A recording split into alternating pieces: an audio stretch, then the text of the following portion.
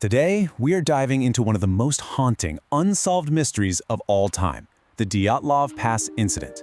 But we're not just going over the same old theories. We're going to look at it through a completely different lens, one that tries to find a deeper meaning in all that chaos. Right, let's just start with the one detail that throws every simple explanation right out the window. This is the fact that haunts the entire case.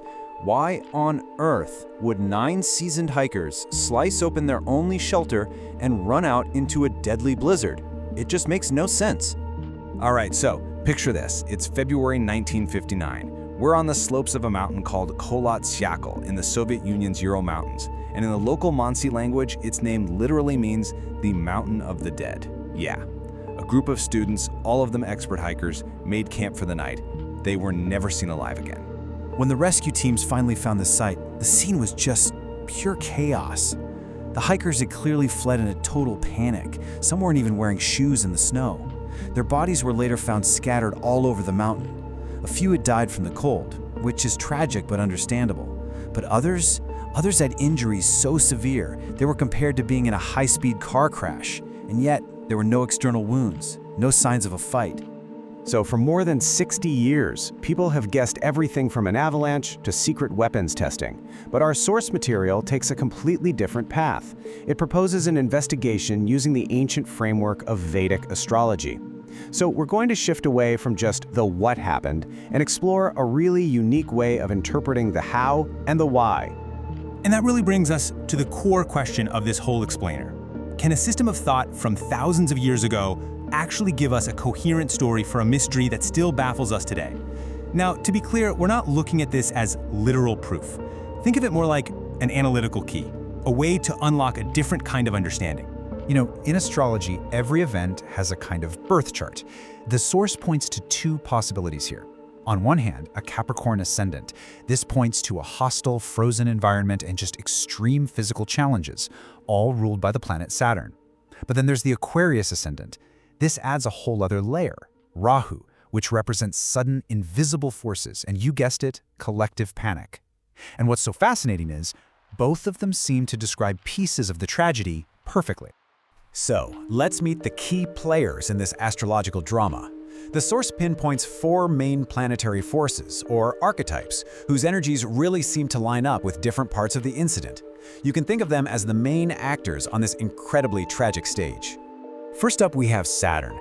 In this framework, Saturn is the environment. It's the bitter, crushing cold. It's the isolation. It's the brutal physical test of just being on that mountain. It symbolizes that slow, grinding process of suffering. And right away, you can see a direct link to the actual evidence.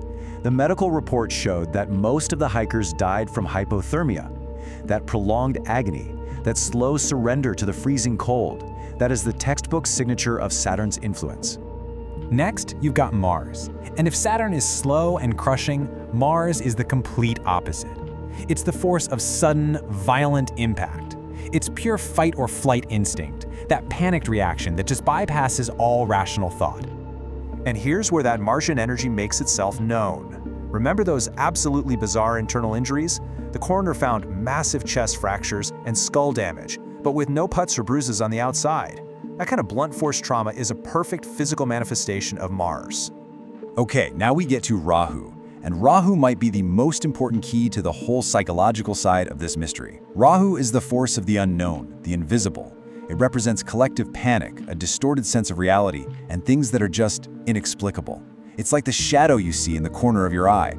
And this is where this astrological lens really starts to click into place. I mean, what could possibly drive 9 people to do something so completely irrational? Well, according to this framework, Rahu can. It represents that invisible, terrifying threat that triggers a total break from logic and leads to that frantic, fatal escape from the tent.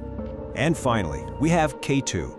Ketu represents the end of the story. It governs detachment, dissolution, the final separation.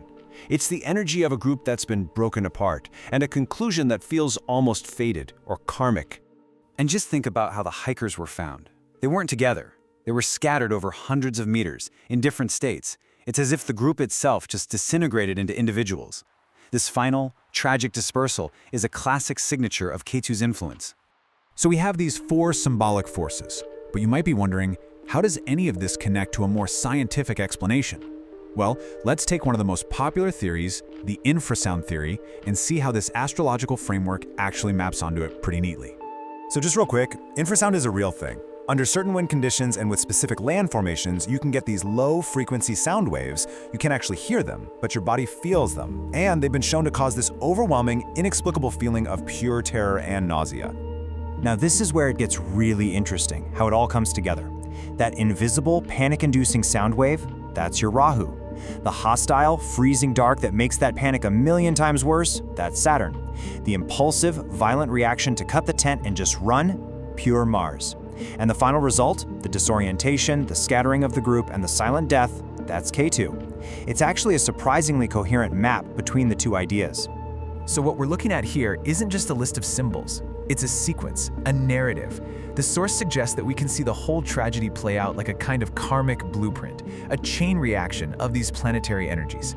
Let's just walk through it one more time. It starts with Rahu, that invisible panic. That feeling is then amplified by Saturn, the brutal, freezing environment. That deadly combination triggers Mars, the violent, instinctual escape. And all of that leads to the final act of Ketu. The group breaks apart, they get lost, and ultimately, they succumb to the mountain. So the conclusion from this perspective is that the Dyatlov Pass incident wasn't just caused by one single thing.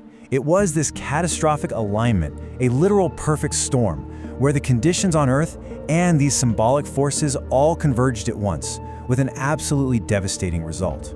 And this quote from the source really puts a fine point on it.